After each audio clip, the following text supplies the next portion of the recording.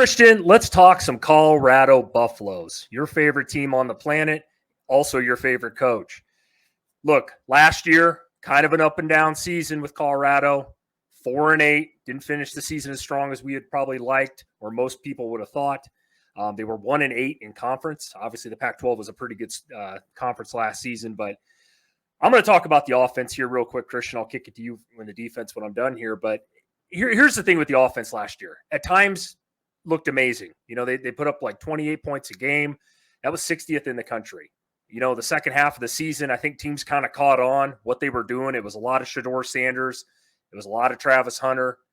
Also, both injuries to those guys. That was huge last year. Dylan Edwards was a big piece of that. Obviously, he's no longer there. He's with Kansas State.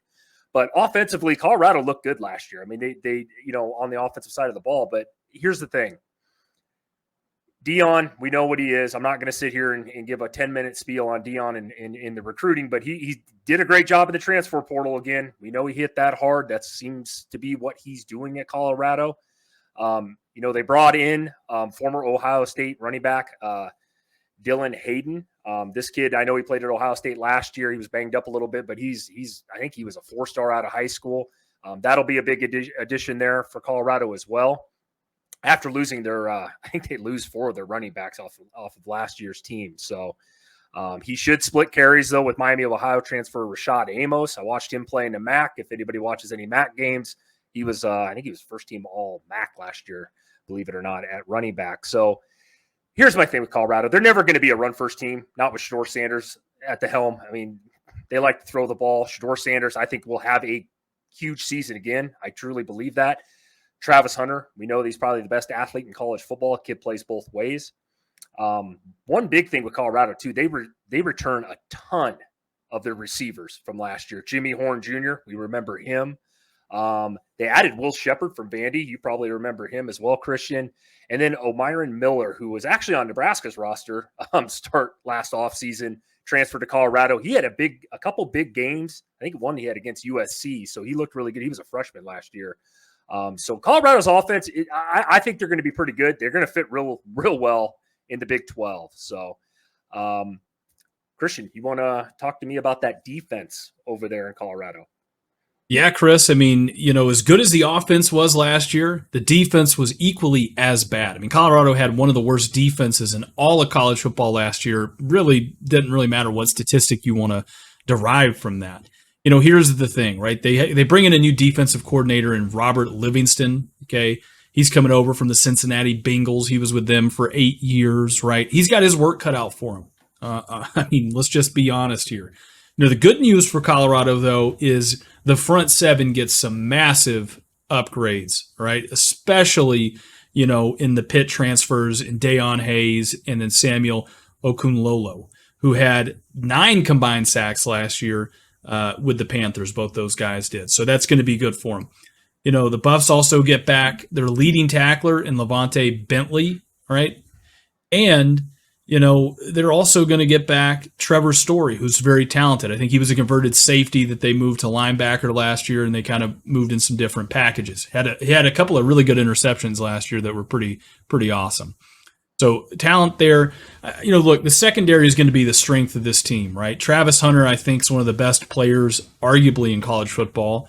Doesn't really matter where you stick him. He seems to be a playmaker, so that's going to be good. Obviously, they're getting, safety Shiloh Sanders back. We all know the other Sanders child there, so that'll be good. I mean, by the way, Shiloh Sanders was second on the team in total tackles last year, so he did a great job there. Look, I think the defense is going to be better, mainly because they have to be. It's hard to get much worse than they were last year. Arguably, we said that about Iowa's offense, though, coming into this year, and we saw how that played out. But they are more talented. I think they have more depth than they had last year, and I do think they're going to benefit in rejoining that Big 12 conference there for them, Chris. With that being said, we can segue into our record predictions for this team. I'll just give you my overall. I got 7-5 for Colorado. Losses to Nebraska, Utah, Kansas, Oklahoma State, and a surprise loss somewhere else in that schedule. They do play at UCF and then they have to turn around a couple weeks later, and then they have a bye week, and then they play Kansas State.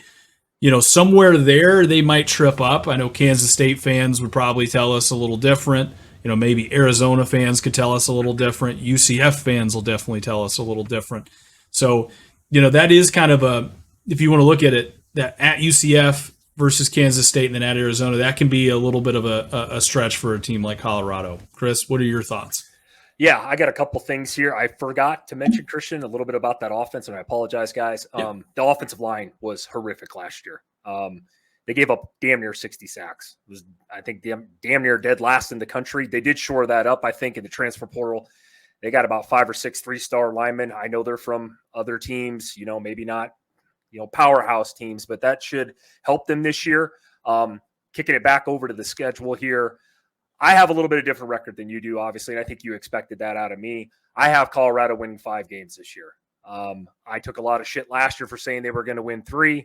They won 4. My losses, just off the top here, Christian, I agree. Nebraska, I think they lose that one. K-State, we've talked about them on this channel. I think that's a loss. Arizona, I think, will be another loss. I think somewhere between Texas Tech, I think they dropped that game between Texas Tech, obviously Utah, Kansas, and Oklahoma State. I do want to add, can Colorado get to 7 wins? This was really hard for me to predict, by the way. I think they can. I think they're going to fluctuate between making a bowl game, and they're going to be right on that scale there. But anything can happen in the Big 12, Christian. We know that. We've seen that year after year after year.